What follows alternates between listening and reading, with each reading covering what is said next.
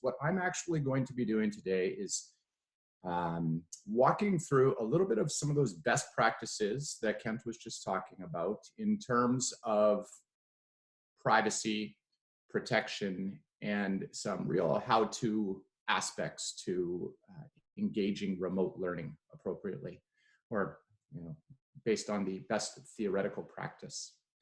Now, a little bit about myself. In the past, for the last 5 years, last 6 years, I served as the Director of Learning for the Society of Christian Schools. But during this last year, I have actually been working full-time now as the Dean of Instructional Technology and professor at the New York Institute of Technology. What it's afforded me is the opportunity to really dive into a lot of the instructional technologies and work very closely with end users in terms of setting up their infrastructure and their pedagogy or andragogy appropriate to moving things online. Now, of course, in the face of this pandemic, many schools are asking the question, how do we do this well? We don't just want to make it work, but we want to ensure that we're really engaging student learning and fulfilling every need that they have. And so that's what I'd like to do over the next little bit, is chat about what are some of those practices and how do we engage. Now, the outline for today is I'm going to talk for about 15 minutes or so, 15, maybe 20 at the maximum outside, because I can get into the habit of talking. And what I'd encourage you to do is go ahead and either throw up your hand in the participants window or the chat window, and Janet will be monitoring that, and she can pipe in wherever she feels appropriate. And then, of course, second to that, if it's a burning question, don't worry about interrupting me. I'm quite used to it. I enjoy it. So go ahead and hit your space bar, and it's like a walkie-talkie when you hit your space bar. Press and hold, speak, you're unmuted, let go of your space bar, and you are muted again. That is far more efficient than pressing Alt-A or trying to hunt for that little microphone button. We need to know how the Zoom works, right? Okay, so what you can see over my shoulder here, that will be where I have our PowerPoint notes at this point, and we'll talk through some various elements within the structures here. All right, so what do we look at when we're talking about remote learning? Now, first, I want to highlight something in your communications with students and parents. Many schools right now are talking about moving learning online. I would recommend pretty strongly that that language gets shifted ever so slightly. And instead of talking about moving learning online, we talk about remote learning.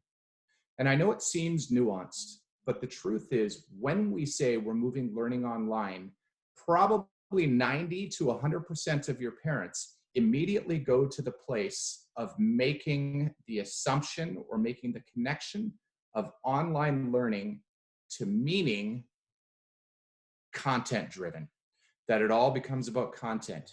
Now, in British Columbia, we've been working for the last 5 years very hard to shift that ideology, to help people understand it's about competencies and about thinking. If we change our language now to becoming content focused again, my fear is, and I'm seeing this happen in a number of schools that have moved learning online, is that we begin to bring that level right back down, or bring the focus back towards content acquisition. So when I talk about the 3 Ps of remote learning, we have, of course, privacy, protection, and pedagogy. There are choices we need to make.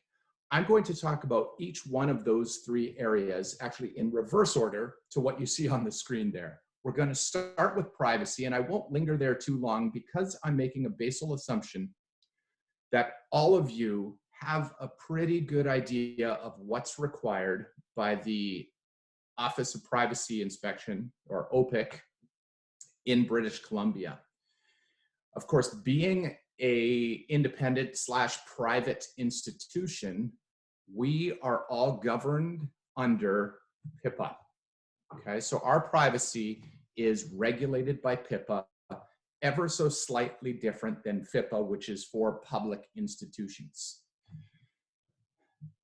Our privacy What we need to be concerned with most and predominantly is what information is being stored out in any one of the cloud services.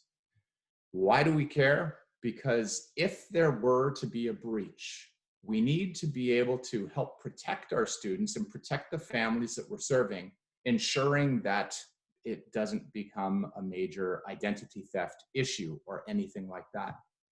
Now, when we talk about privacy, a lot of teachers have the idea that putting a name out there with an icon or a face or something like that is not a big deal. But we as administrators need to think a little bit further and recognize that every bit of information that exists about an individual online, if it can be correlated, if we can bring those pieces together, that can be problematic. And so we want to think about all these different elements we have, which constitute private information. As you can see in the little graphic right here, names, screen names, email addresses, geolocation, social media accounts, phone numbers, school affiliation, and then getting technical, the chat log, even in Zoom. Whatever you type in there is going to be stored on Zoom servers. Your IP address, the operating system you're using, the hardware you're using, all of this is information that can help folks who know how to use that technical information to find somebody. In fact, in British Columbia, we have a team of people who do that regularly.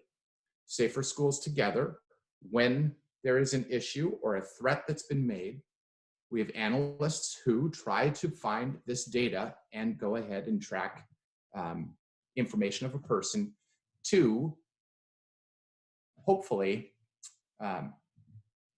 help secure things, okay? So that MAC address, those cookies, but the other piece is likeness. Now I know everybody here gets it. So what do we look for? Everyone knows this, it's been drilled into us. Valid consent is informed consent.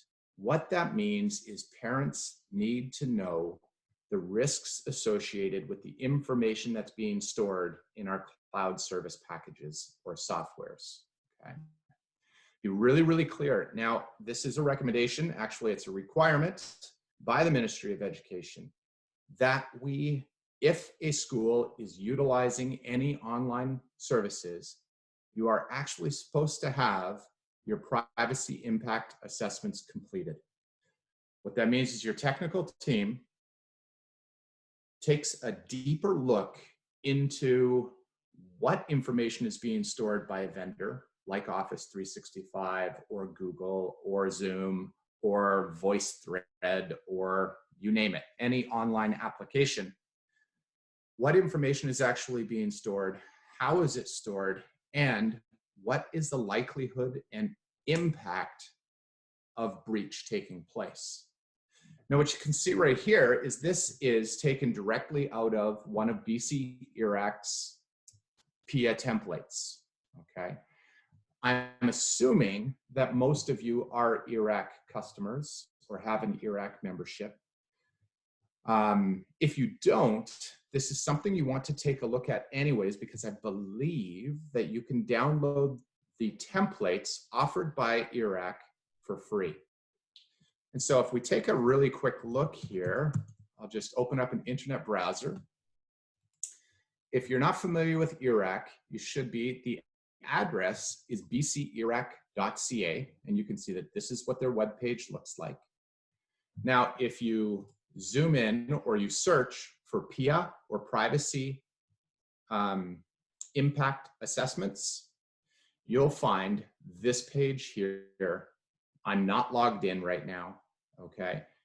And you'll see that if I scroll down, we can zoom in just a little bit. If I scroll down here, you'll see that there are all sorts of privacy impact assessment templates. What this means is they have done the hard work for you. And good news, they've completed a PIA for Zoom, they've completed a PIA for Office 365, and they've completed a PIA for Google Suite for Education, okay? So this is something that you definitely want to be aware of. I am going to do something for you right here in case Janet hasn't. I haven't been watching the chat, so if I'm skipping over something, there you go, excellent. Because as soon as I look at chat, I start doing this. I think about something else, so I'm not going to look at chat anymore. All right, so you get the idea of what's possible or what's available from BC IRAC, and you'll see risk mitigation tables such as this. Boards want to know about what sort of risk we're placing on our students by using different applications. Now, before I leave the privacy talk, because again, I think everyone here knows this information to some degree, be very clear with your staff that and it's wonderful. I see staff trying to pivot all over the place, and they're saying, hey, I found this incredible new thing that I'm going to offer to my students. And so they release it through an email or something like that, and they create all these accounts. From a PIPA standard, from a PIPA perspective, that's actually not okay, because we haven't done any of the impact assessment. Most teachers don't look into whether or not, and I'll use PBS Kids or something like that, whether or not that particular vendor sells information, releases email addresses, other third parties that information, even from this secure account, is being ported to, okay? Most of our major vendors port all of your account information to third-party vendors because they use those vendors to help secure their platform. So we want to be really careful about that and make sure that you're speaking with staff about the implications of just jumping into something new. All right. So I think privacy compliance is one of those things where once we understand what's going on and how a vendor stores information and which information that vendor stores, we can better protect against it. I'm going to speak specifically about Zoom for a moment. Why? Because as you know, the British Columbia government, the Ministry of Education, is now providing Zoom access for all schools. Personally, I think that's the right decision. I actually believe, after having done research, it is one of the more secure platforms, and it better supports a lot of the pedagogical decisions I want teachers to be taking in their classroom. So how do we ensure that we are taking every step we can to increase the privacy provisions within Zoom? Over the last couple of weeks, we've seen all sorts of news where people said, oh no, Zoom is not private and insecure and all that sort of thing. There have been a number of changes. Many of you today, when you logged on, you found another new update installed in your Zoom client. They've been taking great steps forward to become a little more transparent, but there are still some things that we need to know.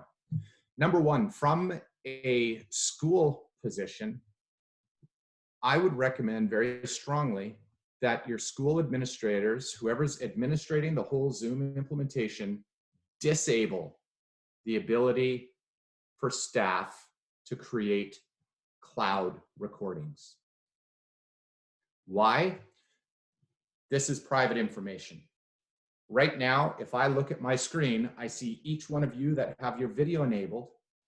You look beautiful, great face, great likeness, and I've got your, in most cases, your first name and your last name across the bottom of your screen. Now, using some of the facial recognition softwares that I have available to me, I can take your image and I can run it across all social media platforms to find you elsewhere. If we're releasing this information to the Zoom cloud, that means we know it's not ours. They have access to it as well. If you're going to do recordings, record locally, okay? If we're going to do Zoom recordings, I would typically recommend that we don't actually use the Zoom interface to record. I would use a third-party tool which only records the presentation window, which is what I'm doing. If you were my students, I would not want you as a part of the recording whatsoever. because then I really shouldn't be using it. Okay. Number two, and talk about this one with your staff. Don't post screenshots of students. It looks really great if you have an Intel processor in your computer and it's an i7 or higher. You can have up to 49 windows displayed in your gallery if you enable that setting. Well, it seems really cool, and it is cool, but what we don't want to be doing is posting that to social media, again, with everybody's name underneath their faces. That's bad practice. Okay?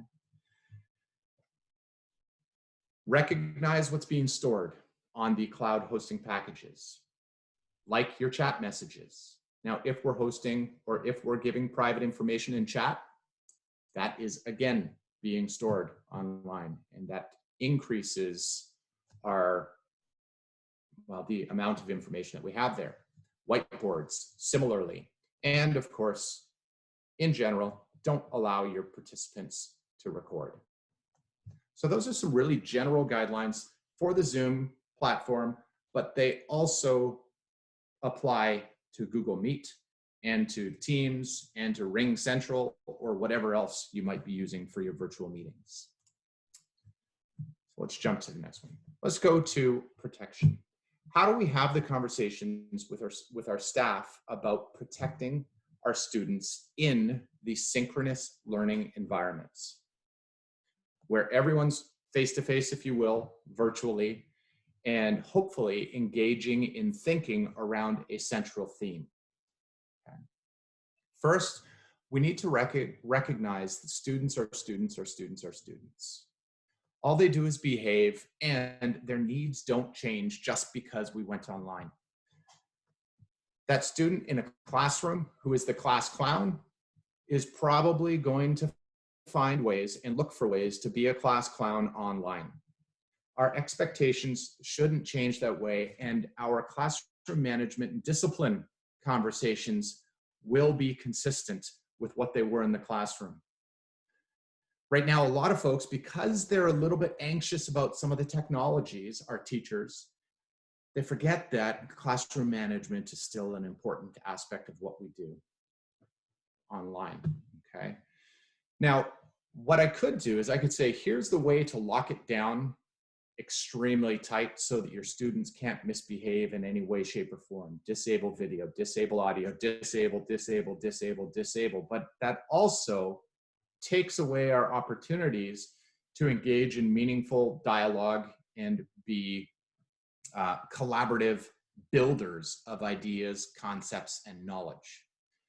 So we need to help our teachers remember that they can turn these settings on or off on an as-needs basis, because we recognize that every classroom, every student has, well, earned different levels of trust, and recognize that every one of the platforms, so if you're using Zoom, if you're using Teams, or if you're using Google Meet or Hangouts, they all have unique characteristics, but they also each have settings that are quite consistent, so that if you can get through the differences of language that vendors use, we can find the ways to turn those off and on, okay? But each platform is a little different.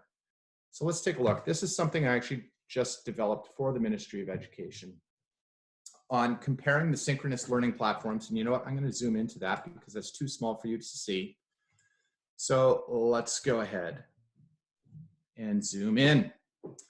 So what you can see here is the synchronous learning platforms above my head there. That's Zoom, we have Teams, and Meet in this final column. Now, the first thing to recognize is that not every platform has the controls available to the host.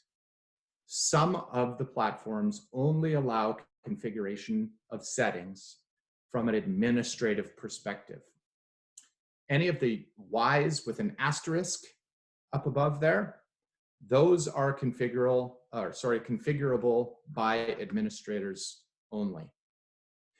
Any of the elements that have a yes or a Y without an asterisk, those are elements that are configurable by the end user, but in most cases, 90% of them, they are also configurable, which means we can lock them down at an administrative level. Okay. So you can see the Zoom, the Teams, the Meet. Now, from this table, let me get out of the way there really quickly. You'll see actually there is less configuration available to you in the Google platform. I'm not going to get into which one's better. I think they all do really quite an amazing job, and there are different limitations within each platform. Schools are making those decisions right now. What I do like about Zoom is that it puts a lot of control and flexibility within the hands of the host. But again, the downside to that is our teachers, our hosts need to know how to access and utilize those different security tools, okay? So we consider, of course, how do we communicate with staff? How do they set this up for best practices? And I'm going to get into the specific elements of Zoom in a minute, but these are the general considerations for instruction and learning. Number one, consider your background. Background video, what's behind me. I don't actually want to be giving more personal information through my background than I need to. This is particularly true for our students. We need to encourage them. Don't do this in your bedroom.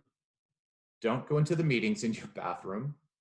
And do you really need your family walking in behind you? I can tell you that in British Columbia, we've already had cases where students are intentionally putting things into the view of the camera that shouldn't be there. Enough said. Find a quiet space. Audio in the background is problematic, and we need to share this with our students as well. What are the conversations going on if the microphones are not muted, but also if you're presenting? Particularly me, I like to wear my headphones when I'm on a Zoom call. That means I don't actually hear what's going on when my kids jump into the next room and are doing whatever they're doing. Now they're good boys, but you understand that can be problematic. Where possible, hardwire. Use a well-lit room so that you look all right, okay? And reduce eye fatigue. Remember, as a host, you can mute, disable, or remove students in every platform. Now, in Zoom, of course, we can lock the platform so they can't rejoin. In Meet and Teams, if they have internal organizational accounts, they can join right back in. So there's another difference that I didn't have on a previous screen. And be prepared for technical glitches. Everyone gets it. And so reassure your staff that it's okay. If something doesn't work out right away, take a deep breath, let people know. If your video starts to freeze, use the chat window and say, I'm freezing up, I'll be right back in a minute. Or I'm going to end the meeting and we're going to restart in 5 minutes. I need to reboot. Okay, that happens. I had that the other day where my internet went down at home and I had multiple people on from all around North America. So recommendation, tell your hosts to consider rebooting their computer before they start a meeting. If there is an update looming in the background, it can cause all kinds of issues. If some of your programs haven't released the resources, that can cause issues as well, okay? Keep it to a minimum, run only what you need. Okay, so let's look at a couple of the controls here, and I won't belabor this, but I do want to highlight a couple of elements. You can see as of this morning, there's a new security button in Zoom, and I'm going to speak only about Zoom for a moment. This security button shows up when you're sharing a screen, but also when you're not sharing a screen, if you're the host.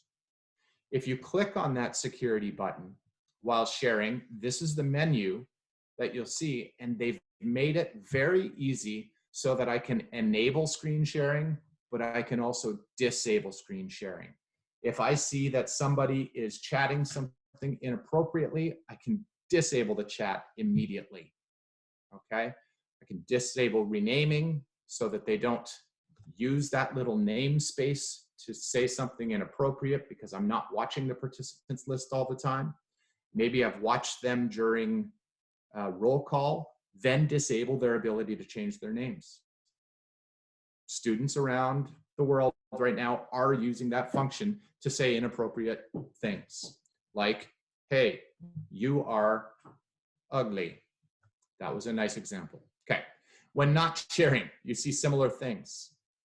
Notice the lock meeting, enable the waiting room, okay? Which means that if people are trying to join, you'll see them at the top of your participants list saying somebody's trying to join your class. In the chat window as the host, and this is so critical. This is such a critical one.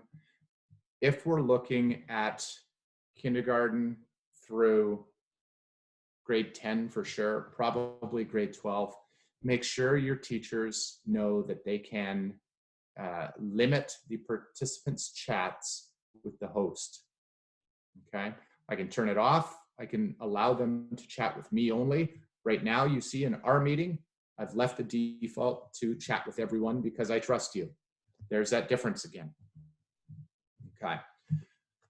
In the manage participants, and I'm going to give you this slide and it's being recorded anyhow, but in the manage participants, I can click the little more button. So when you see your students, you can click the more button beside a student name and recognize that you can stop their video and do all of these other things. If they're misbehaving, put them in the hallway, put them in the waiting room. It's just like we would do in a classroom, okay? Again, I won't belabor this. And then finally, I want you to know that as a host, as a video option, in order to minimize the risk of kids spotlighting each other, which means you make, everybody right now could make Mike Slinger, I see him on my screen. You could all make him a large video if you spotlighted or pinned him normally, but you can't right now because I've spotlighted my video as the host. So I've now locked people's ability to go ahead and zoom in on somebody, take a screenshot of them at any high resolution.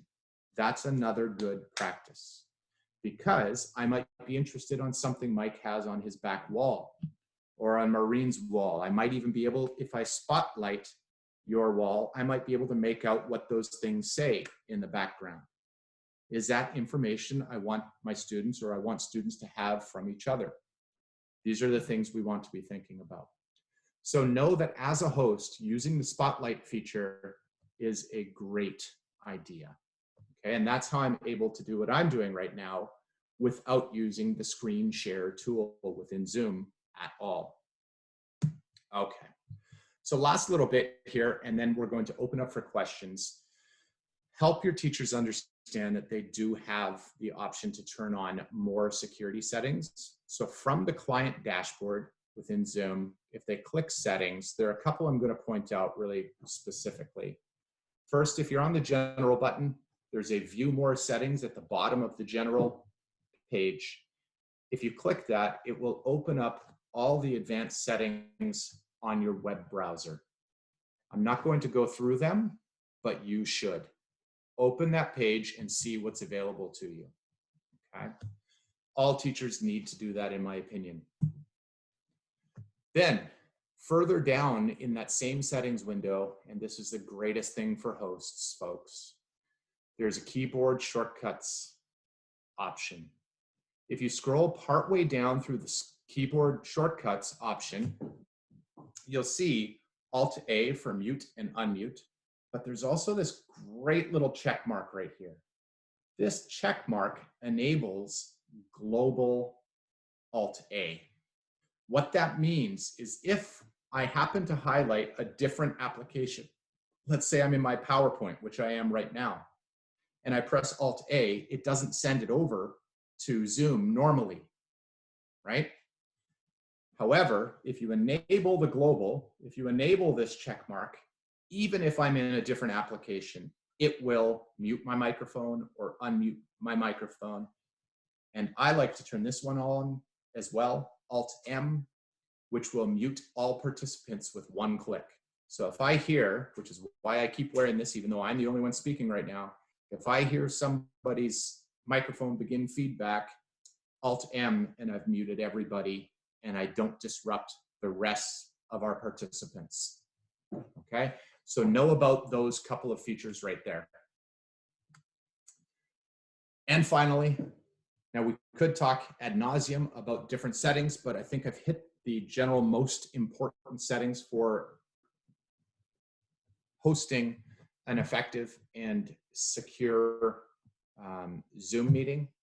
When it's time to leave, a lot of teachers have been hitting leave meeting, and that's probably because if you're in a meeting like you are right now, where I'm the host, and you say end or close, it says leave meeting. So it's teaching us that we hit leave meeting button.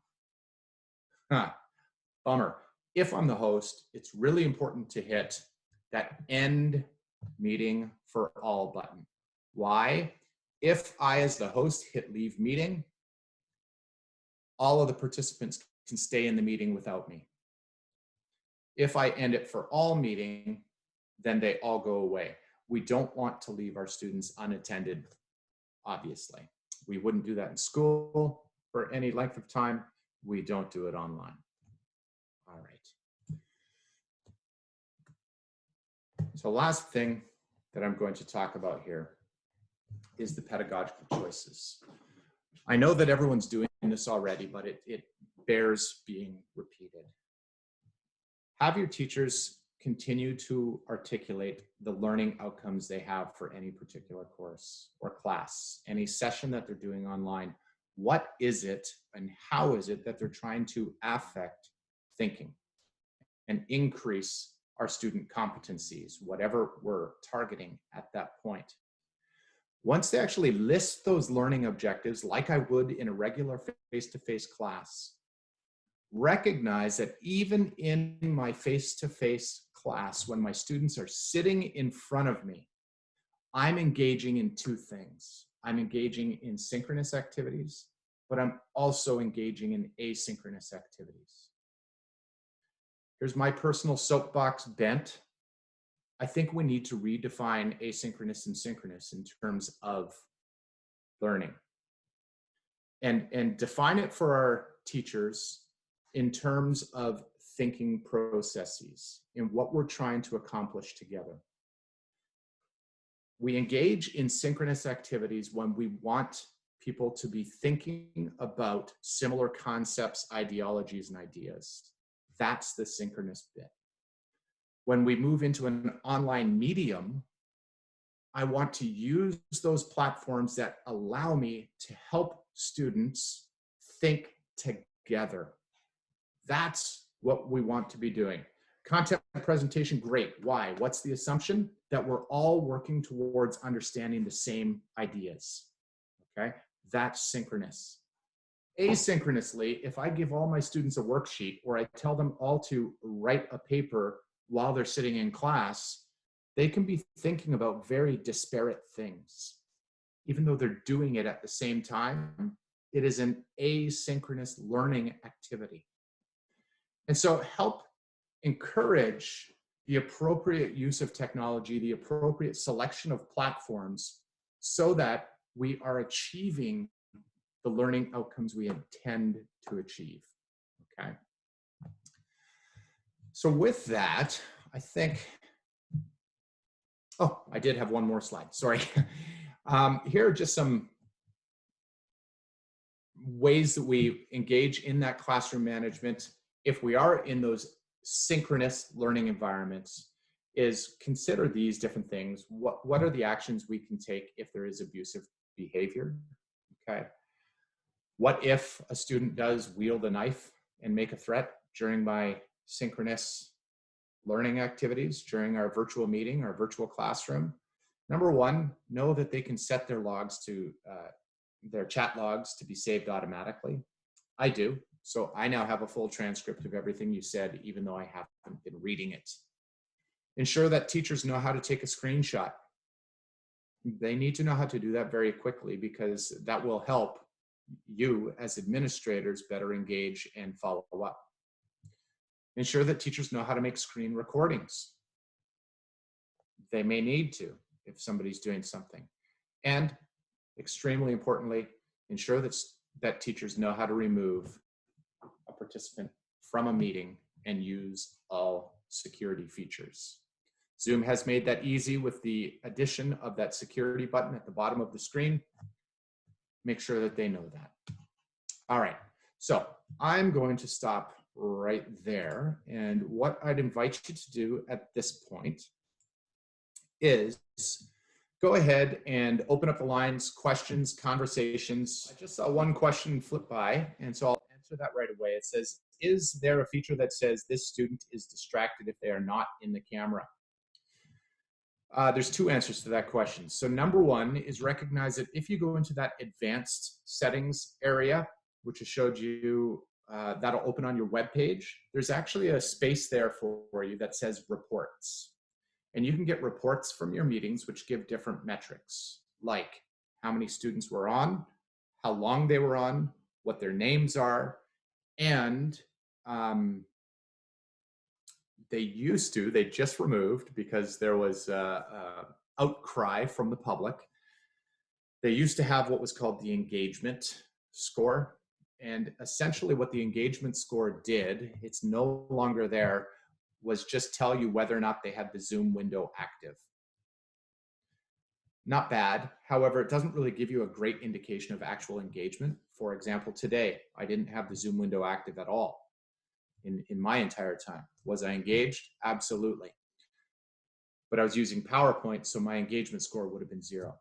Take a look at the reports that you have available in your browser settings area, and you'll see that there are a number that will help you keep track of who was there, how long they were there, etc. Are you catching all the questions in the chat? I think there's another one. I'm not sure if it's in order, but it says, I don't have the security icon at the bottom of my screen. Is it not available for Chromebook? It will be available, but you need to be a host. So if you're a participant of a session, you will not see the security button. Now, actually, I should say one other thing. There is a difference. If you launch your meetings from a web browser versus using the client, you get different options. Everything I'm speaking about is web client, not web client, is desktop client version. Now, I would actually advocate for all of your teachers and for all staff that they utilize the desktop client Zoom. Reason for that is it actually uses a higher encryption. Okay, so 256 TLS 1.2 for any techies in the group. And what that means is it is much more difficult, I'd say it's almost impossible, for anyone to subject into the stream of data in your meeting. Okay, the web client is not as secure. Great. Hopefully that answered the question. That was a lot. That's a lot of techie jargon for me, but sorry. No, that's okay. That's good. That's good. I'm sure there's some tech people in the audience here. There's another question, and excuse me if I've missed any. I'm trying to do this, and maybe if I've missed some, Janet, you can go higher up in the chat. But we're looking to put our in-house tracking system in the cloud. It has student family information, but no ID documents. Does the server for this have to be located within BC? Sorry. So the question there is Zoom server in British Columbia? Is that the question? I'll read it again. Maybe Tyler, do you want to ask the question? General HIPAA question. We're going to put our in-house tracking system, our database, in the cloud so that we can use it off campus. And I know that the server has to be located in Canada. We're looking to get it set up, and I was just wondering if it has to be located in BC in particular, or can it be located anywhere in Canada?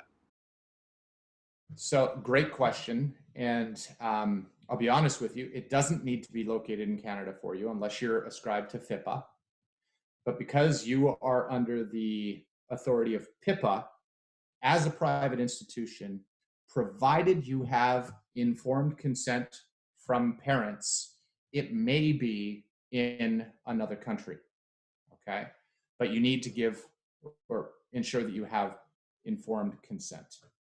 Now, in British Columbia, if you are looking for some hosts, there's actually fantastic hosts in Vancouver, Canadian web hosting, and you can rent full virtual servers there, okay, if you're looking for something, but we can talk about that some other point too. You have to have consent if you do have the server located in Canada or BC? You need consent for any cloud services, yes. Jenny W., your question, I don't know what it's in reference to because I'm not following the chat exactly. It says, where are the reports? I'm seeing statistics in my preferences setting window. So I'm not sure which reports you might be looking for.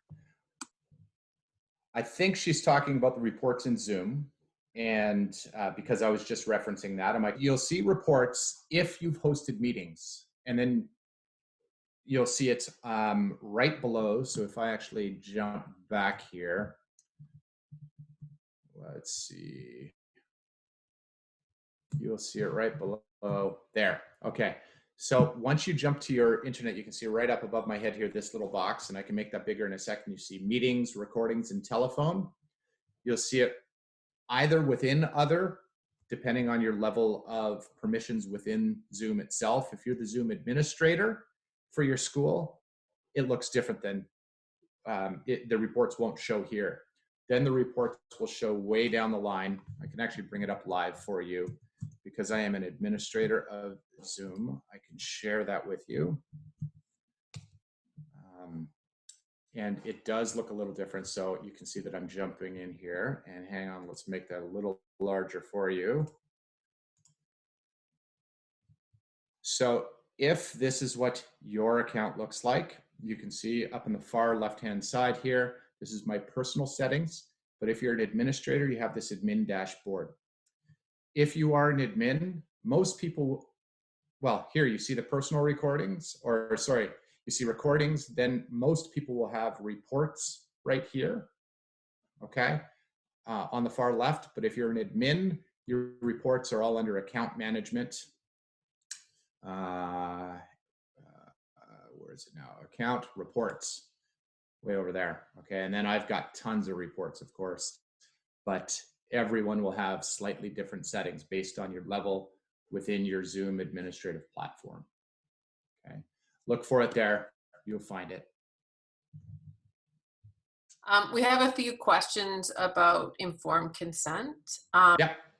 I mean, I'll answer from our perspective too. We're an online school, so you know it is. And maybe you've got some best practices, Greg. From our perspective, as part of our enrollment, we have an informed consent, privacy consent that lists all of the applications that we use in our school, including links to those particular third-party privacy as well.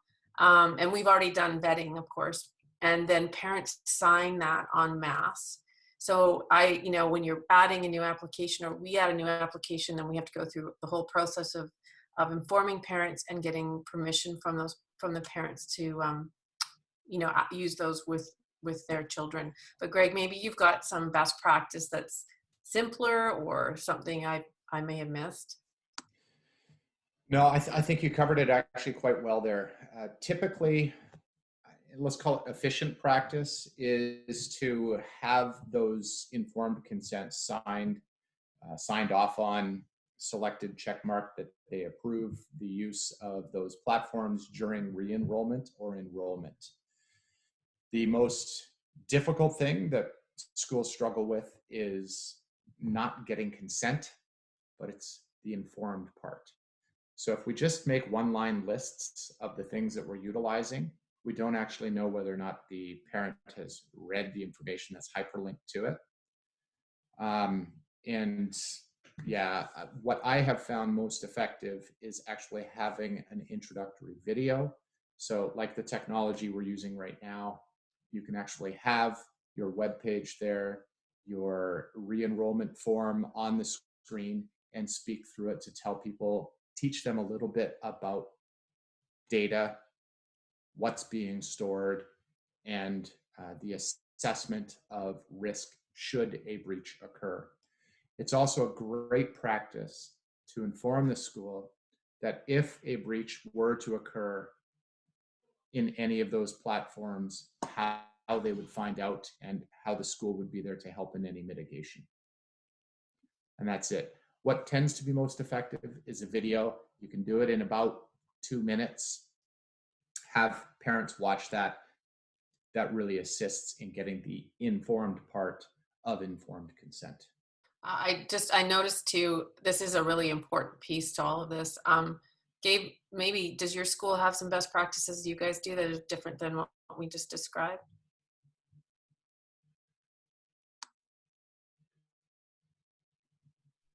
Sorry, Amber, you're talking about the informed consent piece and what you Yeah. get. Yeah. We get people to sign something on enrollment, mostly talking about that we use Google App for Education and approving, direct them to the privacy policy there, but we don't go too much farther than that. As they sign up for different platforms that they might access, different third-party services like say Mathletics or IXL or BrainPop, all kinds of different online services, then they are engaging with the privacy policy of each platform they're choosing to engage with. We don't do too much differently than you. I think you're a lot more rigorous than we are, though. This is Janet jumping in. I think this is going to generate quite a bit of follow-up into my desk. So let's see if we can get Greg to give a little more guidance on this. Greg, am I hearing you say, and we realize that the best part for this would be at the start of the year, but we are not in the start of the year. So how do we help schools to get informed consent now? And are you saying that any app a teacher is using needs to have its own line item on informed consent? Technically, yes, that's correct. Okay. So that is the requirement. Now, what the ministry and what the office, so OPIC, what they're really looking for is they want to know that schools are on a trajectory towards compliance. If we don't have complete compliance right now, it's not stop everything, we're in deep trouble, particularly with Zoom and some of these online things. In the COVID crisis, of course, there have been all sorts of provisions made, which is also why the Ministry of Education and IRAC released that PIA to help cover everybody. And honestly, it will take you about 10 to 15 minutes to take that template and make it your own, because there's nothing that needs to be changed other than your school name, privacy officers, and that sort of thing. Okay, become familiar with it. And oh, that's not the screen I wanted to put up there. But in that privacy bit, these impact assessments are really helpful. This is section 9, as you can see, it says right there. And if parents see the risk mitigation table, or even if you just take the risks and put that information in there, it's very helpful in being clear for parents. So what happens, Greg, if you get a class and you have 20 kids that parents have signed off on it and 3 haven't? Is it just, again, that trajectory? Yeah.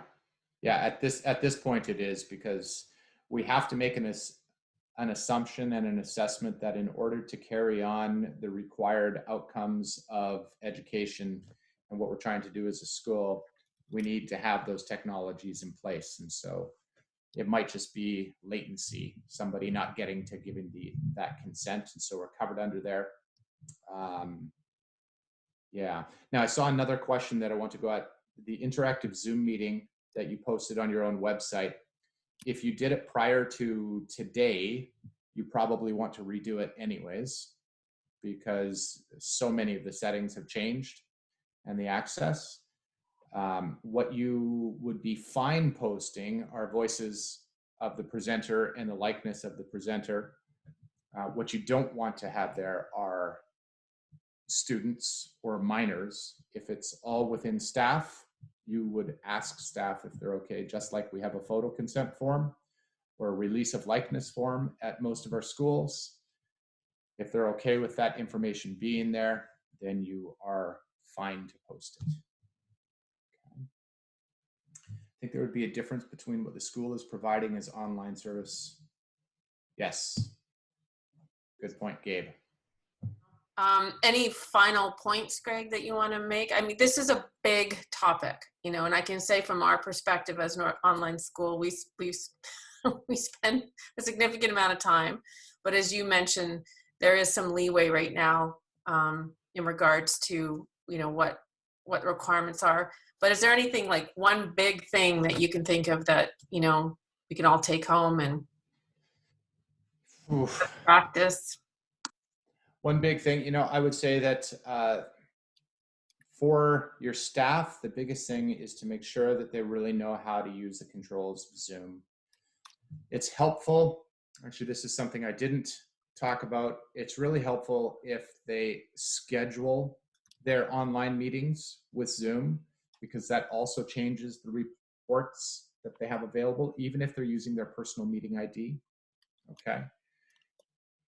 No matter what meeting you're doing, secure it. Don't post the URL publicly if you're not going to use a password, okay, to get in, definitely. And if you're using like a meeting like this one, I did not use my personal meeting room ID. I had it auto-generate. I'll only use my personal meeting ID for things that occur over and over again, like my office hours. But because more than one person know that ID, when somebody enters that room, I lock it. And so again, remember that you have the ability to lock your meetings from the security. And I know that we talked about that, but there was a lot of information. That would be the biggest thing. Make sure you're just taking those steps to protect your students, and be explicit in the expectations. Amber, can I add one more on just from some of the things? A lot of people on here are administrators, but not everyone. Administrators, you are charged with keeping your school safe. That includes keeping it safe on this online environment. So you really need to know what your teachers are planning to do, what technologies they're planning to use. And schools are required to have a resource selection policy. I can't remember the exact name of it. But a process to go through when you're deciding what educational resources your school is going to use. That applies in this new online or remote learning world. So administrators, and then if there's board members listening in also, you really do need to set the direction for your staff. It's great that there's a lot of enthusiastic things happening out there, but it may be time to rein in your teachers a little bit and just saying, as a school, this is what we're doing now. If you have ideas, you can bring them forward to me. We'll make a decision about them. But just letting teachers run loose right now may cause you headaches in the long run. Yeah, and to add, I just saw we use Google to schedule Zoom meetings. Is that okay? Of course, you have internal protocols, but what I'm speaking about specifically is if you use the schedule here to make sure that you have a meeting scheduled, like you can see ours, it actually enables different reports in your Zoom administration. Well, thank you, everybody. Just a couple pointers. For those that are looking for some extra resources, Zoom has a they call it blog.zoom.us. If you go there, they've got things like best practices for securing your virtual classroom, all sorts of different things. If you are using Zoom, it's a good resource. They've got videos and all sorts of things. Again, thank you so much, Greg. And thank you to FISA for organizing this. Thank you to AMS. Thanks for attending.